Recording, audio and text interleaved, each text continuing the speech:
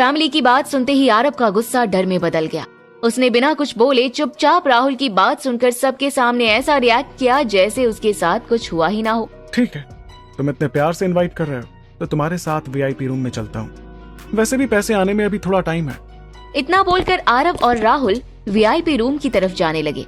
धीरे धीरे वहाँ खड़े बाउंसर्स भी आरव के पीछे पीछे जा रहे थे। आरव ने पीछे मुड़कर देखा। अब उसको सच में फील होने लगा था कि वो अनजान आदमी सही कह रहा था, लेकिन अब आरव कुछ नहीं कर सकता था। जैसे ही आरव वीआईपी रूम में पहुंचा, राहुल ने आरव को धक्का देते हुए कहा, चुपचाप यहाँ चेयर पर बैठ जा। तुम्हें क्या लगा इतनी आसानी से तुझे पैसे लेकर जाने दे देंगे?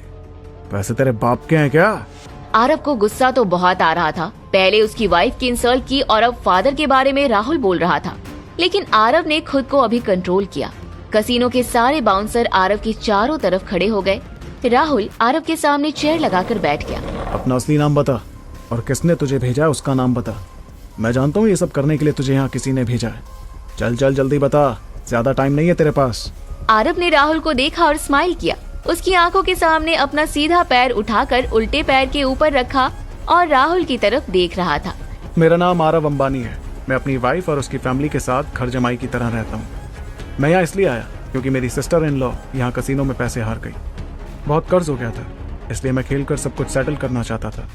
बस तू घर जमाई बनकर रहता है और तू अपनी साली का कर्ज उतारने आया था। बस इतनी सिंपल कहानी है तेरी। राहुल हंसते हुए आरव की तरफ देख रहा था। फिर धीरे धीरे राहुल के चेहरे की हंसी गायब हो गई और सीरियस होकर आरव को देखने लगा। शक्ल से मैं बेवकूफ दिखता हूँ क्या तुझे? क्या लगा तू ये घर जमाई वाली कहानी सुनाएगा और मैं मान जाऊंगा? जल्दी से सब कुछ बता दे, नहीं तो बहुत बुरा होगा तेरे साथ। राहुल का गुस्सा देखकर आरव के चेहरे पर एक अलग तरह की स्माइल आ गई। एटीट्यूड, एरोगेंट वाली स्माइल उसके चेहरे पर आई और राहुल की आंखों में देखते हुए बोला, तुमने बिल्कुल सच कहा राहुल। मैं कोई आम इंसान नहीं हूँ, इसलिए मैं बोल रहा हूँ मेरी फैमिली को छोड़ दो और मुझे मेरे पैसे दे दो। मैं चुपचाप यहाँ से चला जाऊंगा, नहीं तो। आरव अपनी बात पूरी करता उससे पहले ही गुस्से में राहुल बोला, नहीं तो क्या क्या करेगा तू? मुझे डरा रहा है? यहाँ चारों तरफ देख, एक इशारा करूंगा ना, ये सारे लोग तेरी वो हालत करेंगे कि तू सोच भी नहीं सकता। और तू मुझे धमकी दे रहा है? राहुल उठकर गुस्से में आरव के पास आया और उसकी कॉलर पकड़कर बोला, ये मेरा कसीनो है, मुझे कोई फर्क नहीं पड़ता तू कौन है, किस जगह से आया है। मैं यहाँ का राजा हूँ और जो चाहे कर सकता हूँ।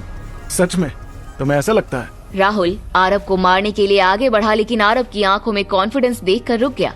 आरव ने स्माइल करते हुए कहा, मेरा विश्वास करो, तुम क्या तुम्हारा बाप भी मेरा कुछ नहीं बिगाड़ सकता। आरव की बात सुनकर बाहर से एक आवाज सुनाई दी। Oh really? आरव बाहर की तरफ देखा। बाहर से एक व्हील चेयर पर बैठा थोड़ा मोटा बूढ़ा आदमी अपने बाउंसर्स के साथ अंदर आ रहा था। उसका चेहरा गोरा, बाल ब्राउन और व्हाइट कलर का सूट पहने हुए था। वो इस कसीनो का मालिक मैक्स था, राहुल के फादर। मैक्स अपनी भारी आवाज में आरव से बोला, चलो मैं देखना चाहता हूँ कि तुम कितने पावरफुल हो। मुझे तुम्हारी पावर देखनी है, चलो दिखाओ। आरव ने जैसे ही मैक्स को देखा, आरव स्माइल करते हुए बोला, ओह आप हैं the great casino king max, right ना? आपको कौन नहीं जानता, आप तो काफी बूढ़े हो चुके हैं। मैक्स कसीनो की दुनिया का सबसे अय्याश आदमी था। उसने न जाने कितनी औरतों से शादी की होगी और कसीनो में 2 नंबर का बिजनेस करके उसने अंधाधुन पैसा बनाया था।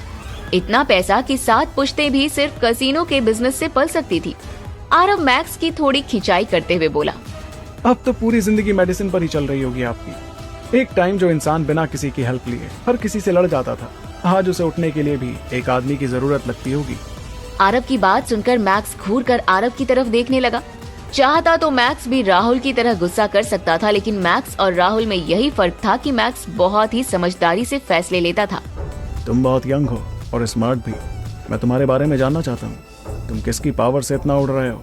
मैं उस इंसान के बारे में जानना चाहता हूँ। मैक्स की बात सुनकर आरव को हंसी आने लगी। उसने हंसी को कंट्रोल किया और ऐसे रिएक्ट किया जैसे उसने मैक्स की बात सुनी ही ना हो। ये देखकर राहुल को बहुत गुस्सा आया। राहुल गुस्से में आरव की तरफ बढ़ा। तेरे अंदर की सारी गर्मी निकाल दूंगा मैं, समझता क्या है खुद को? इतना बोलकर राहुल वहाँ वीआईपी रूम में चाकू या दूसरी नुकीली चीज ढूंढने लगा। आरव ये सब देख रहा था और स्माइल कर रहा था। जैसे ही मैक्स ने आरव को देखा वो भी थोड़ा कंफ्यूज हो गया, क्योंकि हर कोई उनके सामने बैठने से भी डरता है, लेकिन आरव के चेहरे पर स्माइल थी। बस राहुल, बहुत हो गया। बिना कुछ बोले कुछ देर के लिए साइड में खड़े हो जाओ। मैक्स की बात सुनकर राहुल ने अपने गुस्से को कंट्रोल किया और साइड में खड़ा हो गया।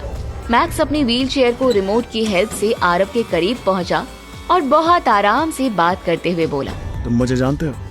कसीनो की दुनिया में ऐसा कोई नहीं है जो मुझे नहीं जानता है। मेरे बारे में इतना जानने के बाद भी तुम इतने रिलैक्स होकर बात कर रहे हो, कैसे? आरव ने मैक्स की बात सुनी और बहुत ही रिलैक्स वे में कहा, दूसरों के लिए आप लेजेंड हैं। मैंने बचपन से आपके किस्से सुने हैं। मेरे लिए आप सिर्फ फेरी टेल हो, और आज भी मैं आपको फेरी टेल ही मानता हूँ। ये सुनते ही राहुल को और गुस्सा आया और फिर वो बोला, तुम्हारी हिम्मत कैसे हुई मेरे फादर से इस तरह बात करने की? मैक्स ने हाथ दिखाकर राहुल को शांत होने के लिए कहा, फिर आरव से बोला, इट्स ओके बॉय, मुझे पता चला तुम अपनी वाइफ के साथ ससुराल में रहते हो। बहुत ही आलसी इंसान हो, लेकिन तुम्हारी गैम्बलिंग स्किल्स बहुत अच्छी है। ये किसने सिखाया तुम्हें? मैक्स